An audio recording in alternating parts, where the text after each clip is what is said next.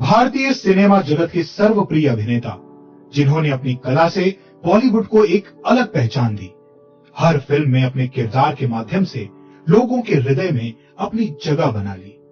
जीवन के हर एक पहलू को बड़ी ही सजगता पूर्वक लेते हुए इस मुकाम को हासिल किया, जिन्हें आज लोग बिग बी एवं शहंशाह ऑफ बॉलीवुड के नाम से भी जानते हैं। इलाहाबाद से मुंबई तक का सफर उनके लिए एक सीख, एक उम्मीद, एक प्रतिष्ठा के रूप में उभर कर आया। यहां तक का सफर तय करने के लिए उन्हें कितनी ही मुसीबतों का सामना करना पड़ा, जिनके विषय में सोचकर कभी उनका भी मन दुखी हो जाता होगा, लेकिन कभी खुद को हारा हुआ नहीं समझा।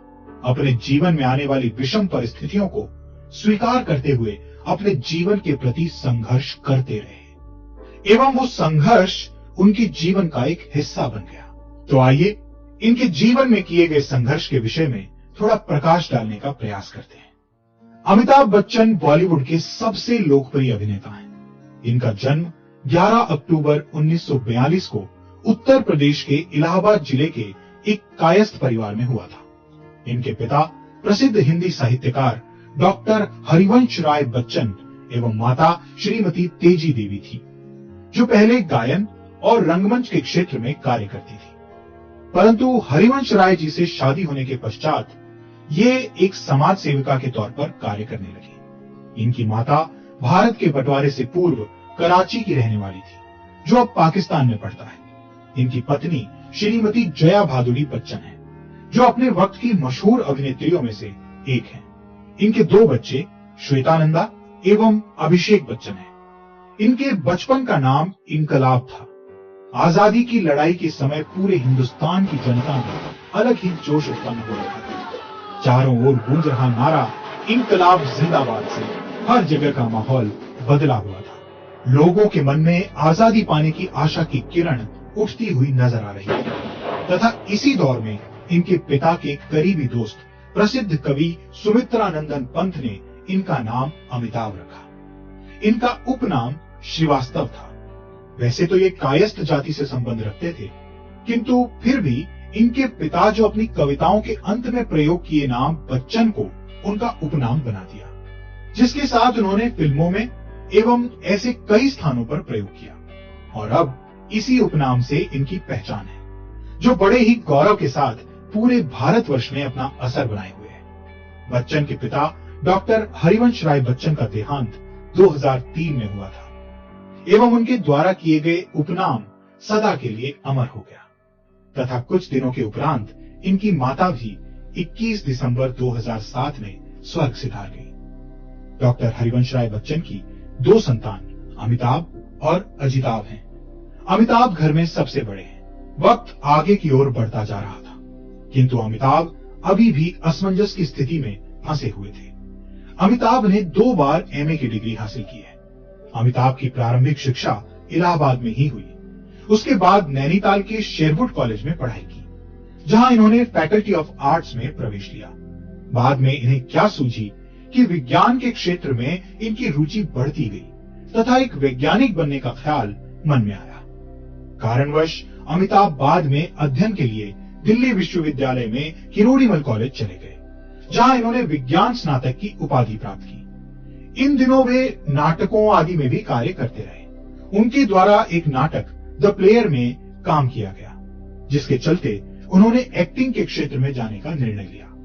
वैसे तो अमिताभ के करियर में इनकी माता का भी कुछ योगदान था, क्योंकि वो भी यही चाहती थी कि अमिताभ अपने करियर की शुरुआत एक्टिंग के क्षेत्र में ही करें, जिसके लिए वे अपने बचपन से ही बच्चन को प्रोत्साहित करती रहती। ये सब उनके लिए इतना आसान न था, किंतु इनके पिता चाहते थे कि वे एक लेखक के रूप में उभर कर सामने आए, लेकिन शायद किस्मत को कुछ और ही मंजूर था, जिसके आगे इनके पिता को हार माननी पड़ी एवं अमिताभ के बार बार कहे जाने पर उनकी हौसला अफजाई करने लगते तथा अभिनय के सफर में उनका सहयोग देने का फैसला किया।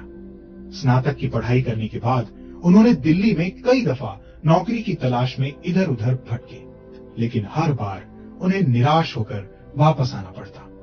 वो समय उनके लिए बहुत ही चिंतायुक्त रहा। उनके एक दोस्त के बार बार कहने पर उन्होंने अपनी आवाज के माध्यम से रेडियो नरेशन की नौकरी के लिए 2 बार आवेदन किया, किंतु उनकी आवाज को भारी बताकर अपनी कंपनी में जगह नहीं दी। इस बात पर उनका दिल दुखी हो गया तथा फिर वे कोलकाता चले गए, जहां इन्होंने करीब 5 सालों तक एक कंपनी में नौकरी की। ये 5 साल उन्होंने किस प्रकार से गुजारे वो खुद नहीं जानते, किंतु इन 5 सालों में उनका मन व्यथित हो गया तथा अपनी आयु के 20 के दशक में बच्चन ने अपने एक्टिंग करियर को आजमाने के लिए कोलकाता की एक shipping firm bird and company में किराया ब्रोकर की नौकरी छोड़ दी। नौकरी छोड़कर वे मुंबई आ गए। मुंबई में ना किसी से कोई जान पहचान, मानो उनके दिन बहुत ही मुश्किलों में बीत रहे थे। उन्होंने अपनी कई रातें मरीन ड्राइव की बेंच पर सोकर बिताई। ये दिन उनकी जिंदगी के बहुत ही यादगार दिन रहे हैं तथा आने वाली पीढ़ियों के लिए एक सीख के रूप में उभर कर सामने आएंगे। कहते हैं जब किस्मत अपना हाथ फैलाए खड़ी हो तो भला कौन इनकार कर सकता है। बिल्कुल वैसा ही उनके जीवन में एक मोड़ आया। उनकी जिस आवाज को भारी और भद्दा कहकर ऑल इंडिया रेडियो ने नौकरी देने से इनकार कर दिया था, वहीं दूसरी ओर अपने करियर की शुरुआत एक फिल्म भुवन सोम में बतौर एक वॉइस नरेशन काम किया। बाद में उनकी दोस्ती राजीव गांधी से हुई। कारणवश उन्हें फिल्मों के क्षेत्र में जाने के लिए अधिक मेहनत नहीं करनी पड़ी। इसी के चलते बच्चन ने फिल्म इंडस्ट्री की दुनिया में पहला कदम रखा। उन्होंने अपने करियर की शुरुआत 7 हिंदुस्तानी फिल्म से की थी, जिसमें ये उन 7 कलाकारों में से एक थे। इस फिल्म को ख्वाजा अहमद ने डायरेक्ट किया था, किंतु किन्हीं कारणों की वजह से फिल्म चल नहीं सकी। अभिनय की दुनिया में आने के बाद उन्हें यकीन हो गया था कि अब वो एक्टिंग के क्षेत्र में अपना करियर बना सकते हैं, लेकिन आगे आने वाली परिस्थितियों का सामना करने के लिए भी उनका तैयार होना जरूरी था।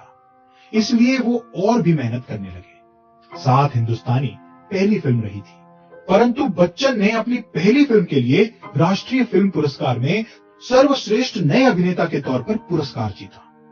फिल्म इंडस्ट्री में यह उनके लिए प्रथम पुरस्कार था, जिसको लेकर उनके चेहरे पर बढ़ी हुई खुशी उनके भीतर का हाल बयां कर रही थी। जिंदगी के मायने को समझते हुए वे आगे की ओर बढ़ने लगे तथा इस सफलता के बाद इन्होंने 1971 में बनी फिल्म आनंद में काम किया, जिसमें अपने वक्त के प्रसिद्ध कलाकार राजेश खन्ना के साथ काम करने का अवसर प्राप्त हुआ तथा एक सहायक कलाकार के रूप में अपने किरदार को बखूबी निभाया। इस फिल्म में डॉक्टर भास्कर बनर्जी का कैरेक्टर बड़ा ही अच्छी तरह से किया था, जिस कारण उन्हें सर्वश्रेष्ठ सहायक कलाकार का फिल्म फेयर पुरस्कार भी मिला। इन्होंने अपने अभिनय को लेकर अत्यधिक प्रयास किए एवं कठोर परिश्रम के उपरांत ही फिल्मों में शुरुआत की।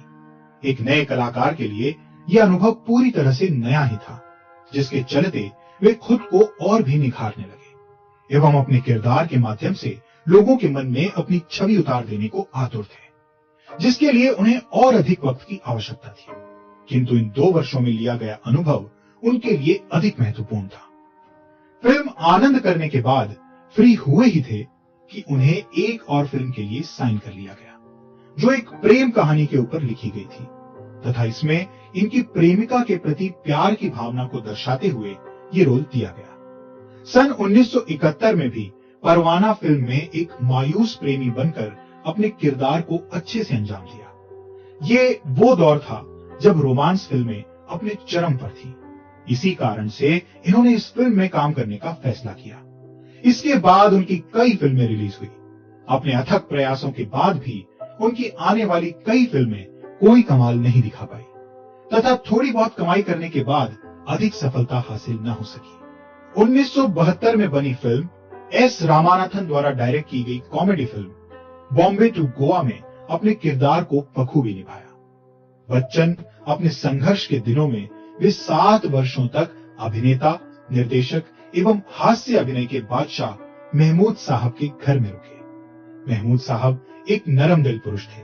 अपने हास्य किरदारों के लिए पहचाने जाने वाले अपनी निजी जिंदगी में भी इन्हीं विचारों वाले थे। इसी के चलते बच्चन उनके घर 7 वर्षों तक टिके रहे एवं बच्चन को उनसे जो भी सीखने को मिलता उस अवसर को खाली नहीं जाने देते। बच्चन महमूद साहब के बेहद करीब थे, कारणवश उनकी दी गई हर सलाह को सकारात्मक रूप से लेते इन्होंने पोलियो उन्मूलन अभियान में भी अधिक परिश्रम किया तथा एक पोलियो मुक्त भारत का निर्माण करने में अपना महत्वपूर्ण योगदान दिया और इसी के चलते आज भारत पोलियो मुक्त है। इन्हें अप्रैल 2005 में HIV, एड्स और पोलियो उन्मूलन अभियान के लिए यूनिसेफ के द्वारा सद्भावना राजदूत नियुक्त किया गया था तथा ये कार्य उनके जीवन का एक मुख्य हिस्सा बन गया था। 1973 ये साल उनके लिए बहुत अनोखा रहा था। कहते हैं वक्त कभी कहकर नहीं आता, चाहे अच्छा हो या बुरा, सामना करना हमारा दायित्व है। बिल्कुल वैसे ही बच्चन की जिंदगी में एक नया मोड़ आया जिसके चलते संपूर्ण भारत में लोग इनके दीवाने हो गए थे। उनकी अगली फिल्म ने उन्हें एक नए नाम एंग्री यंग मैन के नाम से जानने लगे। प्रकाश मेहरा की फिल्म जंजीर ने उन्हें एक अलग पहचान दी। बच्चन ने इंस्पेक्टर विजय खन्ना का रोल किया।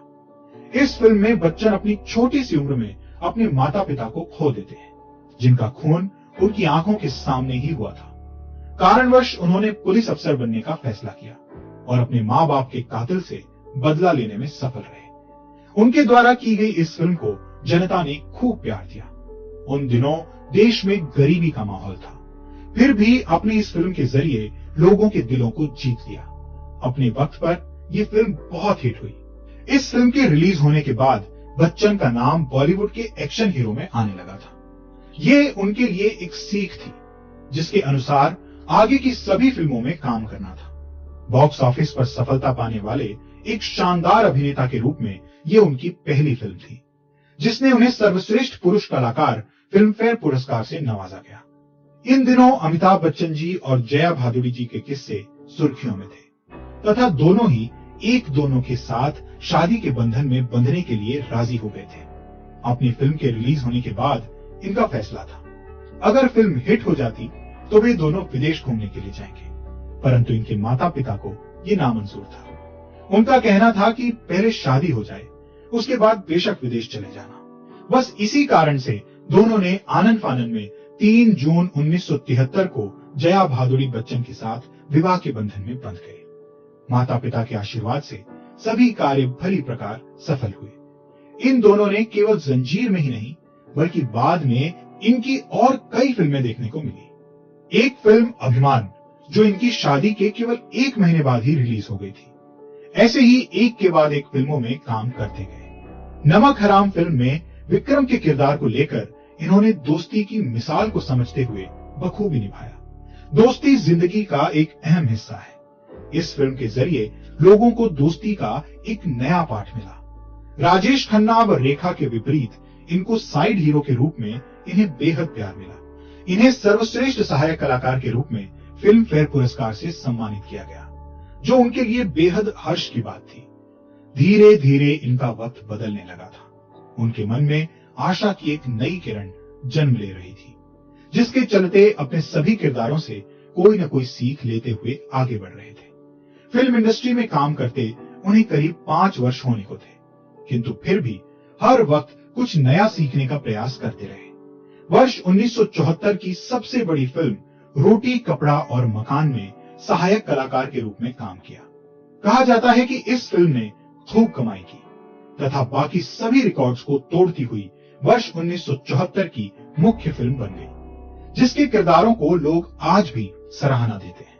इन्होंने एक फिल्म कुंवारा बाप और दोस्त, उसमें एक मेहमान कलाकार के रूप में भी काम किया तथा बाद में आने वाली ऐसी बहुत सी फिल्मों में वे मेहमान कलाकार के किरदार के रूप में दिखाई दिए।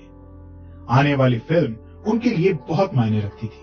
यहां बच्चन ने एक बार फिर से दर्शकों को अपने अभिनय कौशल से खुश कर दिया। सन 1975 में इन्होंने यश चोपड़ा द्वारा डायरेक्ट की गई फिल्म दीवार में मुख्य कलाकार के रूप में काम किया, जिसमें इनके साथ शशि कपूर भी थे।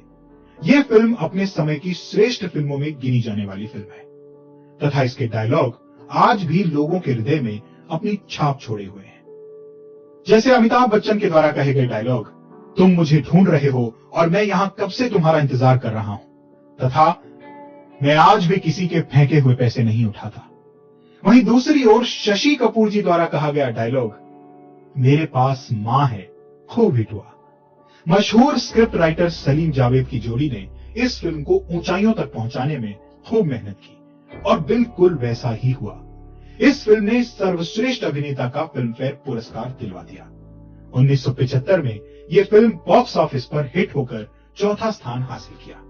वहीं दूसरी ओर 15 अगस्त 1975 को रिलीज फिल्म शोले ने पूरे भारत में खूब धूम मचाई। जय और वीरू के रूप में देखे गए दोनों किरदार लोगों को बेहद पसंद आए। सलीम खान द्वारा लिखित ये फिल्म, जिनके डायलॉग लोग आज भी दोहराते फिरते हैं, ये भारत में किसी भी समय की सबसे ज्यादा कमाई करने वाली फिल्म बन गई है। बॉक्स ऑफिस पर शोले जैसी फिल्मों की अपार सफलता के बाद बच्चन ने अब तक अपनी स्थिति को मजबूत कर लिया था। 1976 से 1984 तक उन्हें अनेक फिल्मफेयर पुरस्कार व अन्य पुरस्कारों से नवाजा गया था। हालांकि शोले जैसी फिल्म के कारण बॉलीवुड में इन्होंने पहले ही महान एक्शन नायक का दर्जा प्राप्त कर लिया था। अब तक का इनका सफर बेहद शानदार रहा था, जिसके चलते अपने भविष्य को और भी उज्जवल बनाने का फैसला किया। इन सभी फिल्मों से बच्चन ने खूब उपलब्धि हासिल की थी तथा इनको जनता का बेहद प्यार मिला। 1977 की comedy film Amar Akbar Anthony में काम किया। इस फिल्म ने इन्हें सर्वश्रेष्ठ अभिनेता के लिए चुना गया। इस फिल्म में इन्होंने विनोद खन्ना और ऋषि कपूर के साथ एंथनी के नाम से अपने किरदार को अंजाम दिया। 1978 इनके जीवन का बहुत ही शानदार वर्ष रहा। अपनी प्रतिभा के दम पर समस्त भारतवासियों के दिल पर राज किया।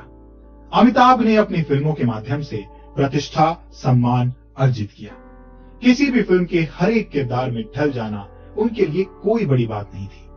अपने अभिनय कौशल से हर एक फिल्म में अपना महत्वपूर्ण योगदान देते रहे। जीवन में आने वाली सभी कठिनाइयों का डटकर सामना करते रहे तथा अपने काम को लेकर सदैव खरा उतरने का प्रयास किया।